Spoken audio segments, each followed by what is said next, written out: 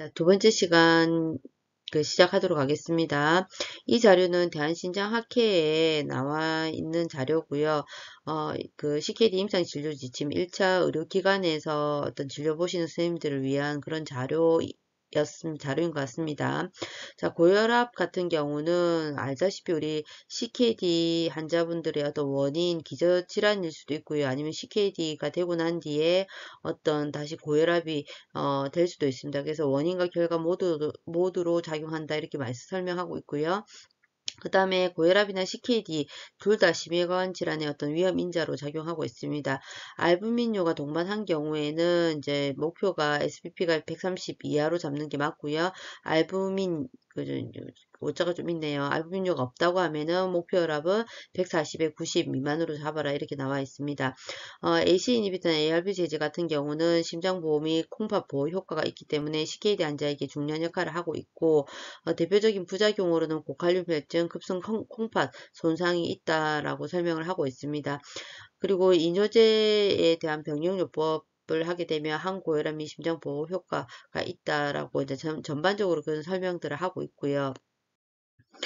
자, 여기에 보시면 이제 이런 논문이나 아니면 이런 지침이나 가이드라인들을 보시면 이런 권고 등급이나 근거 수준이 있는데 뭐 1등급이나 공고 수준이나 공고 등급이나 어떤 공고 수준이 되게 높은 걸로 되어 있습니다. 일단은 1기 고혈압 단계부터 생활요법과 약물요법을 같이 시작해라.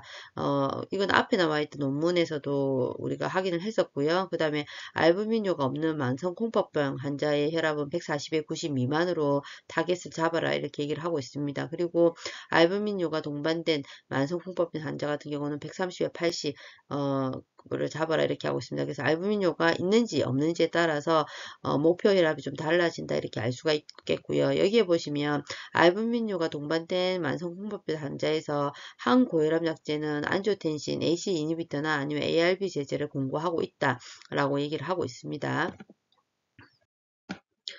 자, 뭐, 이거는 이제 그 가이드라인에 대한 설명을 하고 있는 건데, 안지오텐신 전환 효소 억제제 또는 ARB 제제 같은 경우는 신부전 환자의 사망률 감소시킨다. 그리고 콩팥 기능 장애가 진행하지 못하도록 하는데 효과적이다라고 얘기를 하고 있고요. 그리고, 아까 서두에도 말씀드렸다시피 우리 투석 환자분들하고는 조금 동떨어진 얘기긴 한데 어쨌든 이제 처음 CKD 진단받고 이런 약제들을 처방을 받았을 때 첫 2개월 이내에 어떤 혈전 크레아티닌 수치가 상승할 수 있다. 하지만 기저치 대비에 30% 이내로 상승한다면 observation 그리고 혈중 칼륨 농도 같은 경우도 5.5 이상 증가하지 않으면 일단 observation 약을 중단할 필요가 없다 이렇게 얘기를 하고 있습니다. 참고로 우리 간호사들도 알고 있으면 도움이 되겠죠. 그 다음에 AC 이니비터 ARB 제제 사용할 때 혈중 크레아티닌이 3.0 이상인 환자에서는 이런 고칼륨 혈증 좀 주의해서 모니터링 해야 된다 이렇게 보시면 되겠고요. 그 다음에 여기에 보시면 이제 CKD 환자들한테 사이자이드계 이뇨제, 루프 이뇨제 이런 것들을 사용할 수 있지만 만성공법병 4, 5단계에서는 고리 이뇨제, 루프 이뇨제, 라식스 등을 사용하는 게 더 우선적으로 사용한다는 게 어떤 진료 지침으로 나와 있다라고 확인을 할 수가 있습니다. 자, 이뇨제를 투여받은 환자는 다음과 같은 상황들을 좀 추적해야 된다고 나와 있습니다. 일단 저혈압, 혈압 떨어질 수 있겠죠. 체액이 줄어드니까 그죠? 그 다음에 GFR이 감소 등의 체액량 감소 소견, 그 다음에 저칼륨 혈증, 마그네슘, 칼슘 요산 등의 다른 전해질의 어떤 이상 소견, 그 다음에 내당능 저하, 지질대사 장애 등의 어떤 부작용 등을 좀 옵저베이션 해라 이렇게 돼 있고요. 그 다음에 이런 라스 블로커, 그죠? AC 이니비터 ARB 제제를 투여받고 있는 환자들 같은 경우는 저혈압, 사고제 여가율의 감소, 고칼륨 혈증에 대해서 주기적으로 추적 관찰해야 된다. 이렇게 이제 얘기를 하고 있습니다.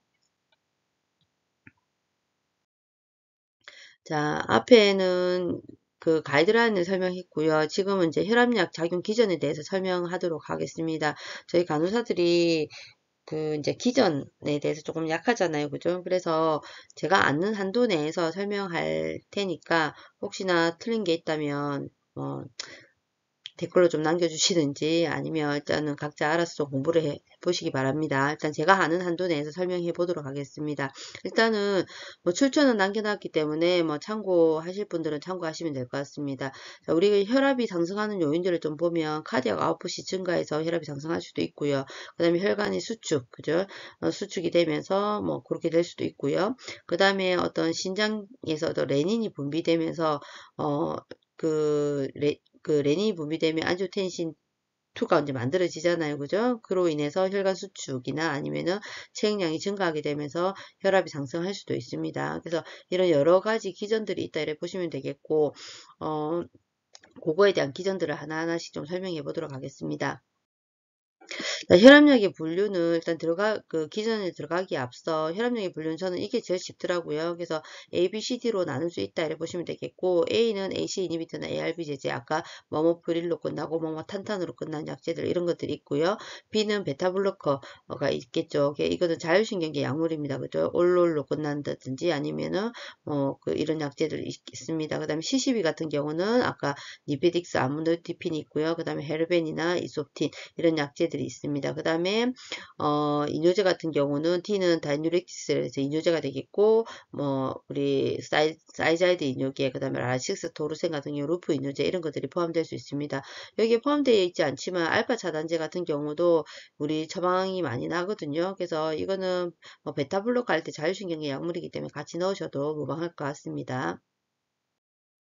자, 첫 번째 기전 라스 시스템은 레닌, 안지오텐신, 알도스테론 시스템 여기에 대해서 볼 건데 일단은 우리가 혈압이 떨어지게 되면 키드니에서 레닌이 분비가 됩니다. 이 레닌 같은 경우는 간에서 만들어진 안지오텐신 노겐을 안지오텐신 1으로 전환시켜주는 역할을 하게 되겠고요. 이 안지오텐신 1은 폐에서 만들어진 ACE라는 효소에 의해서 안지오텐신 2가 전환이 됩니다. 그래서 이 안주텐신2가 엄청 중요하거든요.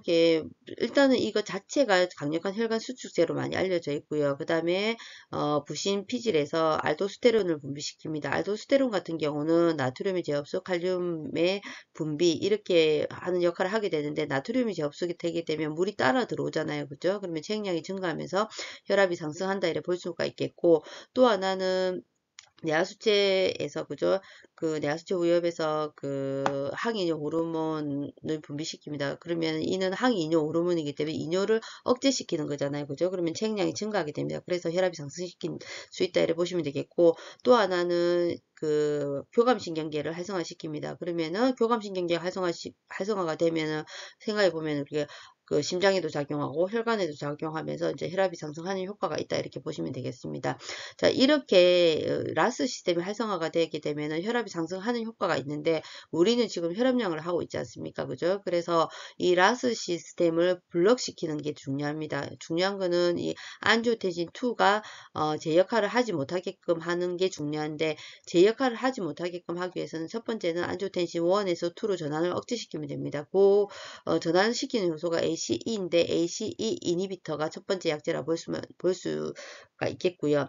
두 번째는 이 안지오텐신 2라는 물질이 만들어진다 하더라도 리셉터 그러니까 수용체와 결합을 해야지 그 효과가 나타나잖아요. 그죠? 그래서 리셉터를 블록시키는 ARB 제제, 안지오텐신 리셉터 블로커라 해서 ARB 제제가 두 번째 약제라고 보시면 되겠습니다. 그래서 아까 서두에서도 설명했다시피 AC 이니비터나 ARB 제제는 같은 형제뻘이라고 보시면 됩니다. 어쨌든 안지오텐신 2가 제 역할을 하지 못하는 그런 역할을 하기 때문에 그렇게 이해를 하시면 되겠고, 참고로 AC 이니비터의 대표적인 부작용이 어떤 마른 기침이라고 얘기를 했지 않습니까? 그죠? 그래서 ARB 제제 같은 경우는 그런 부작용이 좀 덜한 약이다 이렇게 보시면 됩니다. 뭐 그 정도 이해를 하시면 될 것 같네요. 넘어가도록 하겠습니다.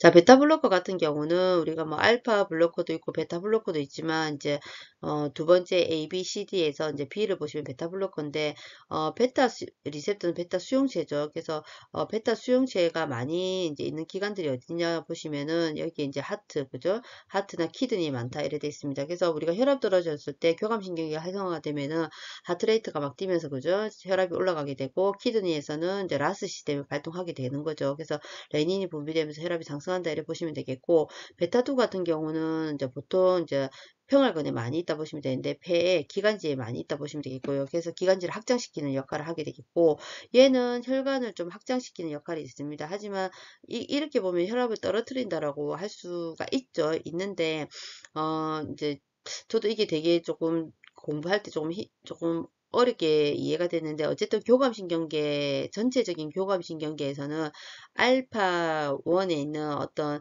혈관의 수축에 대한 작용이 더 크기 때문에 우리가 교감신경계를 얘기할 때는 혈압을 상승시킨다. 얘는 혈압을 이완시키지만 알파 1 같은 경우는 혈관을 수축시키기 때문에 혈압을 상승시키는 효과가 더 크다. 이렇게 이제 설명이 많이 돼 있더라고요. 제가 여태까지 공부한 거 가지고는. 그래서 그렇게 뭐 이해를 하면 되지 않나 싶습니다. 그 외에도 어떤 혈당을 상승시킨다든지 뭐 이런 효과들이 있다고 보시면 되겠고, 베타3 같은 경우는 지방세포나 아니면은 배뇨근에 작용하는 거라 보시면 되겠고, 요즘에 이제 비뇨기과에서 약 처방 나는 약 중에서는 베타 작용제들이 뭐 베타 작용제들이 있더라고요. 저희 모친도 이제 약을 받아온 걸 보니까. 그래서 그렇게 이해를 하시면 되겠습니다. 근데 지금은 이제 우리가 혈압약을 하고 있기 때문에 이런 교감신경계가 활성화가 되게 되면은 특히 베타1에 대한 작용들을 많이 보시면 될 것 같은데, 이걸 차단시키면 되는 겁니다. 하트에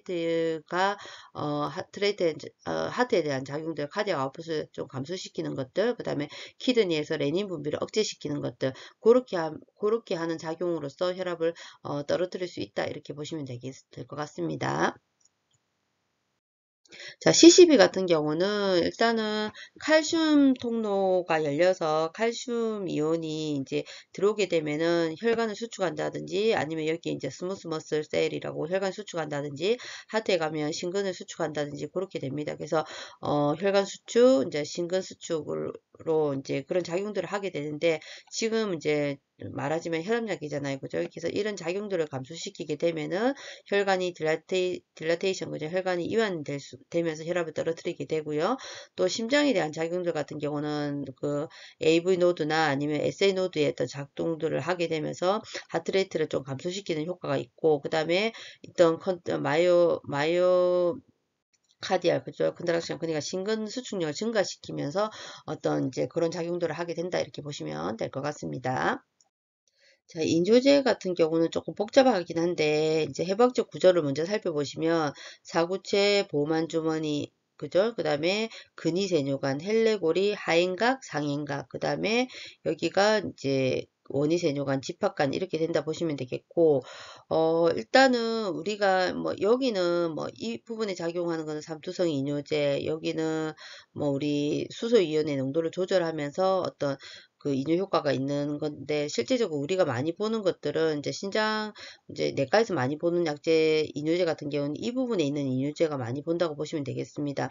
여기 보시면 우리 라식스나 토르센 같은 경우는 이 헬레골이 상인각에 작용하는 이뇨제라고 보시면 되겠고요. 나트륨의 제흡수를 억제해서 그 이뇨의 양을 증가시키게 되겠죠. 그러면은 혈압이 감소하는 효과가 있다. 이렇게 보시면 되겠고, 원위세조관이 작용하는 게 사이자이드계 이뇨제라고 보시면 되겠습니다. 그 다음에 여기에 이제 원위세조관이나 집합까지 작용하는 게 그 알데스테론 기량제, 그 스피루락톤 이런 약제들이 있다 보시면 되겠고, 보통 이제 여기에서 이제 루프 이뇨제나 사이자이드계 이뇨제에서 생기는 부작용이 저칼륨 혈증이 있는데, 그런 저칼륨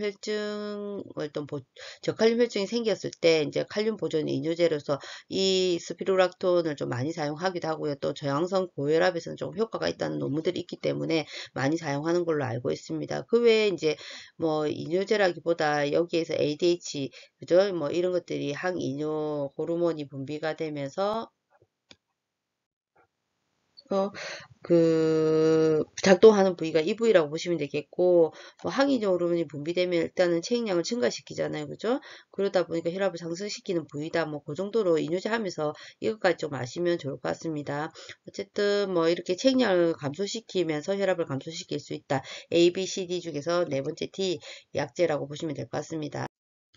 자, 알파, 베타 수용체 자율신경에 대해서 조금 얘기할 건데, 우리 자율신경에는 교감과 부교감이 있는데, 특히 이제 혈압과 관련해서는 교감 정도 아시면 될 것 같습니다. 알파 수용체, 베타 수용체에 있어서 아까 베타 수용체는 B로 나왔다, 베타 블로커가 나왔다, 그죠? 근데 여기에는 사실은 제가 작용제하고 기량제 이렇게 조금 섞어서 좀 해놨는데, 일단 기본 작용 같은 경우는 베타원 같은 게 심장이나 신장, 그죠? 심근 수축력 증가시키고, 박동수 증가시키고, 레닌 분발 증가시켜서 혈압을 상승시킨다. 그래서 혈압이 상승했을 때는 그래서 임상작용은 이렇게 사용이 되는데 만약 혈압이 상승한 사람들한테는 이걸 차단시켜주는 약을 사용하면 되잖아요. 그죠? 그래서 기량제 효과 임상적용 같은 경우는 부정맥이 있거나 간상동맥 질환이 있거나 이런 질환이 있을 때 약을 사용하게 되는데 거기에 대표적인 게 네보트론이나 아테놀 이런 게 있다. 그리고 베타블로커 사용하는 경우에는 섬액이 있는지 없는지 모니터링하면서 환자를 관찰하는 게 중요하다 이렇게 보시면 되겠고 알파 차단제 같은 경우는 혈관을 수축시키는 효과가 있습니다. 혈관이 많이 분포하고 있기 때문에 혈관을 수축시킨다 이렇게 보시면 되겠습니다. 그래서 저혈압이나 쇼크가 있을 때 알파 교감신경을 작동하면서 혈관이 수축되는 거는 알파1 수용체 때문이다 이렇게 보시면 되겠고 이것도 만약에 내가 혈압이 높은 사람이야. 그러면 알파 차단제 사용하는 경우도 있지 않습니까? 그죠? 그런 경우에는 혈관을 이완시키면서 혈압을 떨어뜨릴 수 있다. 이렇게 보시면 되겠고, 대표적인 약제들이 독사조신이나 테라조신 이런 약제들이 있습니다. 혈관을 이렇게 확 이완시키기 때문에 현기증이 있기 때문에 약간 어지러울 수 있다. 그런 것들에 대해서 환자에 대해서 우리가 교육을 하고 있죠. 그죠? 그래서 그런 것들 조금 주의 깊게 보시면 될 것 같습니다. 그 다음에는 뭐각 뭐 읽어보시면 될 것 같습니다. 뭐 이 정도로 하고 넘어가도록 하겠습니다.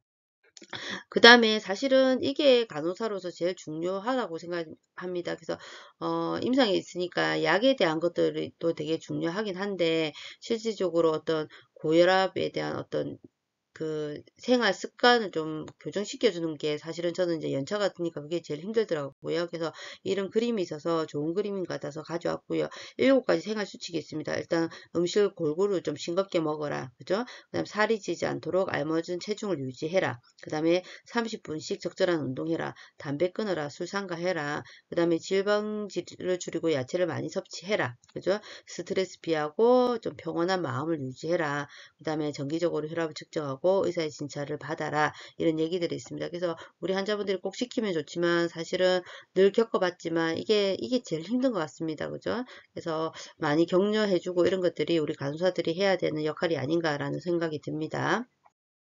자, 그다음부터는 이제 고혈압 관리에 대해서 일반인들을 대상한 자료들인데, 대한신장학회 홈페이지 가면, 너무 좋은 자료들이 많더라고요. 그래서, 이제 제가 PPT에는 이걸 좀 담았는데, 여기서는 굳이 설명을 하지 않겠지만, 좀 관심이 있으신 분들은 대한신장학회 가셔가지고, 이런 거 조금 참조하시면 좋을 것 같습니다.